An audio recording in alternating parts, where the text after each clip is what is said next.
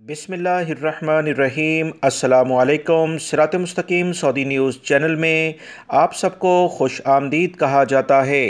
आज 1 दिसंबर 2021 है। सऊदी वजारत सेहत की जानिब से एक अहम प्रेस कॉन्फ्रेंस की गई है, जिसमें बताया गया है कि सऊदी अरब में वबाई मर्ज़ कोरोना की जो नई शक्ल है ओमिक्रॉन के नाम से, उसके केसेस रोनमा हुए हैं।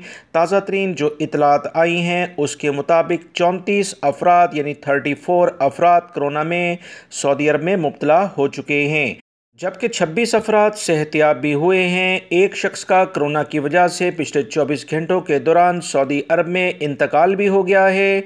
39 अफराद की हालत काफ़ी ज़्यादा ख़राब है, इनके लिए खुसूसी तौर पर दुआ की जाए। सऊदी वजारत सेहत से मुतल्लिका अहम तरीन प्रेस कॉन्फ्रेंस की मज़ीद इतलात आ रही हैं, आप लोगों को बर वक्त अपडेट कर दिया जाएगा। वीडियो लाइक करके शेयर भी कीजिएगा। अस्सलामु अलैकुम।